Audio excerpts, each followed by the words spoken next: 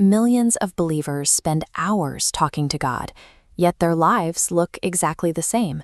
The pressure doesn't lift, and the exhaustion keeps building. It is tempting to conclude that God is simply ignoring the request, but the silence is not a hearing problem on His end. It is a power problem on ours.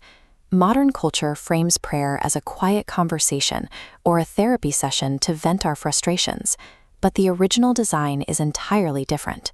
Prayer is a dangerous, generative act meant to manufacture a physical-like force in the spiritual realm. If we approach prayer purely as a passive dialogue, our words carry zero weight. We guarantee our own failure, locking ourselves into a cycle of speaking into the air while nothing shifts around us. Think about your own experience. You ask for a breakthrough, but the physical circumstances remain identical. You pray for peace, yet the exact same intrusive thoughts rush back in without resistance. When we hit this wall, we rely on a predictable set of theological excuses. We tell ourselves that perhaps it is not God's will to intervene right now, or we assume we're going through a testing season that we simply have to endure. Those explanations let us off the hook, but they misdiagnose the mechanics of the situation. The issue is not a lack of willingness from heaven. The issue is our complete misunderstanding of how prayer functionally operates.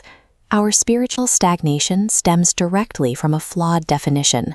We blame God for a lack of results, when the reality is that we have completely failed to produce the necessary spiritual material required to force a change. To fix this, we must approach prayer as an act of continuous production. You are not leaving a voicemail for heaven to record, file, and review later. The biblical text is extremely precise on this point. It states clearly that fervent, focused prayer actually produces power. It generates a tangible force. This graphic visualizes the mechanism.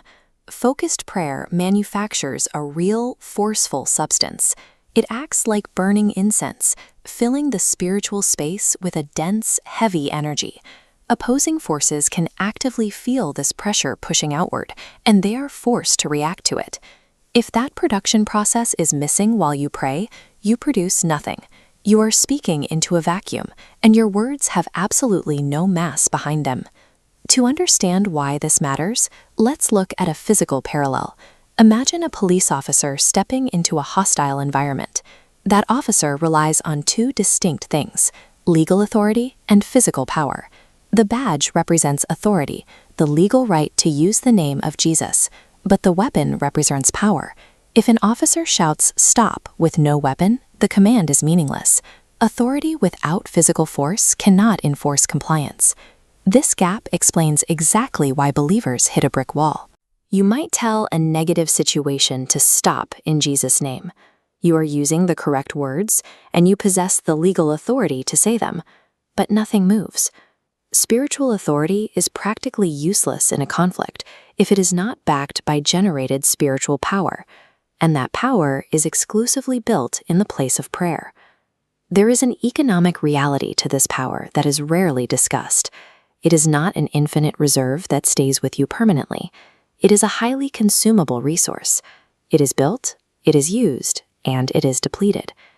You have likely experienced this inconsistency yourself. One day, a sudden negative thought enters your mind. You reject it once, and it vanishes instantly. Another day, the exact same thought arrives. You try to push it away, and it completely runs you over.